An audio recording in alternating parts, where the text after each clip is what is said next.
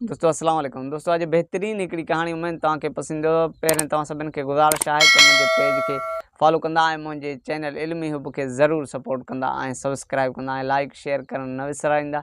Thank you so much. दोस्तों हलूं था असुल कहानी जी तरफ़। दोस्तों हिकिड़ो फ़क़ीर हो, उहो वियो घुमंदे कंहिं सेठ जो पासो वरितईं। सेठ खे चई हिकिड़ी ॻाल्हि ॿुध। त चई हा ॿुधा। चई पाण ॿई इब्ने आदम आहियूं, आदम अलैहिस्सलाम जा औलाद आहियूं। हिन चयो हा, पोइ छा आहे? त फ़क़ीर फरमायो ॾिस पाण ॿई थिया आहियूं भाउर। चई हा पाण भाउर आहियूं, इन में का वॾी ॻाल्हि कोन्हे। चई पोइ हाणे ॾिस न आऊं हिकिड़ो फ़क़ीर सफ़ा मौलाई ग़रीब मिसकीन, तो वटि अलाह जो ॾिनो गंज आहे। चई हा बिल्कुलु आहे, शुक्र अल्हम्दुलिल्लाह। चई हाणे हीअं था कयूं। चई हा ॿुधा। चई हाणे इन में हिसो मुंहिंजो बि थिए थो। चई हा तुंहिंजो बि थिए थो। चई पोइ हीअं कर मुंहिंजो हिसो मूंखे धार करे ॾे।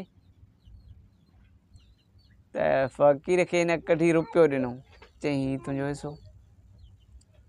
त फ़क़ीर चयो हीउ छा थो करें? चई तुंहिंजो हिसो इहो ई आहे। चई हीउ किथे आहे मुंहिंजो हिसो? मूंखे पंहिंजी मतिलबु भाई पीउ वारो हिसो खपे न।